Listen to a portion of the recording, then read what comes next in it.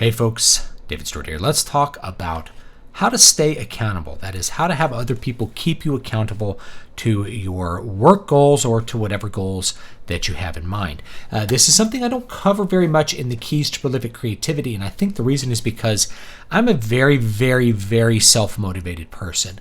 I don't have a lot of trouble sticking to my process and hitting it hard every single day and getting my micro goals accomplished on a daily basis. I just really don't. However, I'm aware that that is not necessarily normal. Lots of people do better if they have some sort of external accountability helping them move forward. A really good example is going to the gym. If you have trouble getting to the gym, it makes it a lot easier to be consistent about going to the gym if you have a gym partner, if you have a workout partner, somebody that you're going to meet at the gym at a specific time every single day in order to either work out with that person or you just meet there and you guys are both going to do your workout thing. There's a feeling that you're going to be letting that person down if you don't show up, that you have to fulfill an obligation to that other person by showing up to be their workout partner. And it works.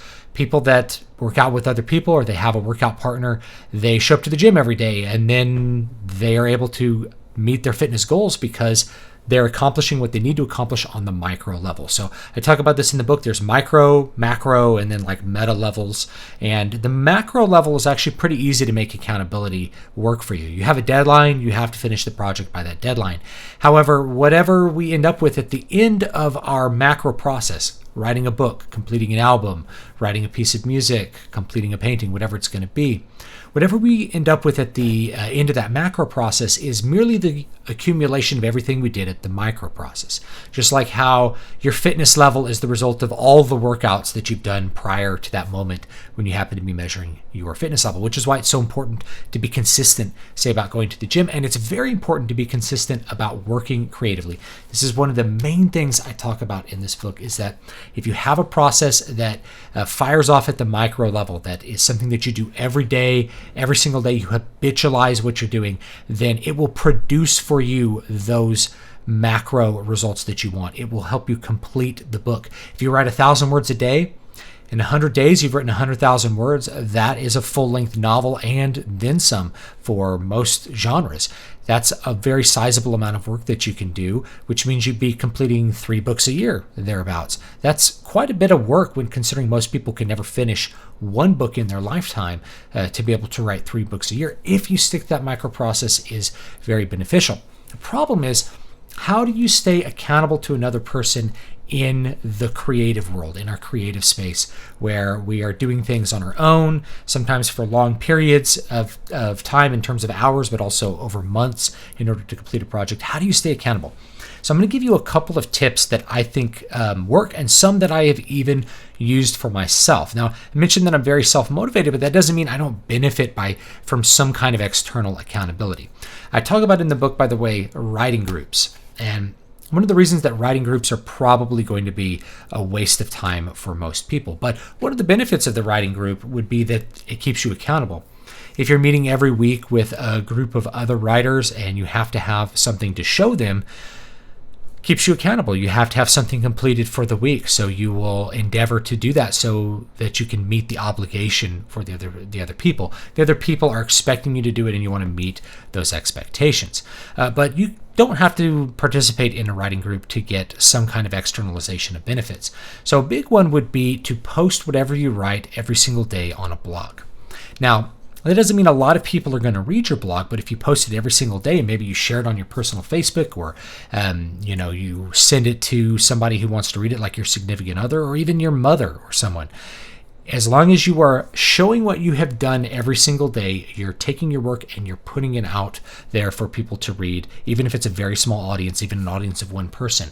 Knowing that there's somebody reading that will keep you accountable to completing your tasks, to completing your daily word count goal, and to making sure that that process goes on for a long time. Now, I actually did this with several books. I did this with Muramasa Blooddrinker, which I don't think I have a copy. I don't have a copy handy here. It's my samurai book. You can find it on Amazon, and it's a great book. I really enjoyed writing it, but one of the things I did was I serialized it on my original blog called The Tears of Prometheus, and I put out Originally, I did 2,000 words twice a week, and then I figured out it was even better to go 1,000 words every day, and that's because of micro plot points. So 1,000 words for me, that gets through one kind of what I call micro plot. So one little area of the story where something happens and we set up the next thing to happen. One of the reasons that book, I think, functions so well is that micro, that 1,000 words at a time, having something happen every 1,000 words, it's just really on point, and it's something that I've tried to keep, of course, in all of my books since then. So I put out originally twice a week and then 5 days a week. That made sure I was getting at least 5,000 words of the project done every single week. And of course, I was able to complete the novel, and lots of people were able to read it for free. Now, that's the rough draft, that's the original draft, and there were revisions, but really not that many revisions. There were actually other benefits to doing that, which is that I always looked over whatever I had written for the day and did a little bit of revising just on that micro level, just that 1,000 words, to make it that much better before I posted it, because I cared about other people seeing my work. And that actually did help me to dial in my process, not just dial in my process, but dial in my skill level, dial in my prose that much better to make that book really the first one that was of an appropriate enough level, the one that was written well enough to be published and read by others and enjoyed by other people. So there was a lot of benefits to that. Now, what if you're not a writer? What if you're a musician? It gets a little bit harder. How does somebody else keep you accountable to practicing 2 hours a day? Well, one of the things that you can do, particularly if you're a music student, is meet somebody else to practice. And so one of the things I did as an undergraduate, and we even did this with our guitar teachers and stuff at the time, is we would meet early in the morning, like 6 a.m., and we would all go through a very, very hard-hitting technique routine for the first hour of the day. That means that if you need that obligation to practice your technique, if you're really needing that, bam, you are going to practice it with another person, and you have another person keeping you company. You have another person that's pushing you to play better. If they're better than you, you're going to focus hard to play a little bit better. And if you're better than them, you're going to pull them along too. So it goes both ways. So that's one of the things you can do, is like for a technique practice, boom, you meet the first hour of the day and you guys work together, or you just meet that person at the practice rooms of the university or wherever you want to engage in your practice, and you practice separately for that time. You agree that you're both going to meet there to keep each other accountable towards your daily work goals. And this is really the point I want to get across more than anything in the book. Whatever you can do repeatedly day after day, that is what's going to yield you your results. That's what's going to deliver your goals at the end of the process. And the better you're able to put that together, the more you're able to complete project after project by dialing in that macro process or the micro process. Easier it is to think about macro, the easier it is to construct a career out of what you're doing. But keeping accountable to other people is very difficult. Some other options would be, let's say you are a composer, is to post a little audio clip of whatever you composed for the day on social media. If it's only a minute of music, of course you could do it on something like Instagram, or you could throw it up on Twitter or SoundCloud or something like that. Just, it's being put out to the world and other people need to see it, which means you're going to focus on quality and you're going to get it done.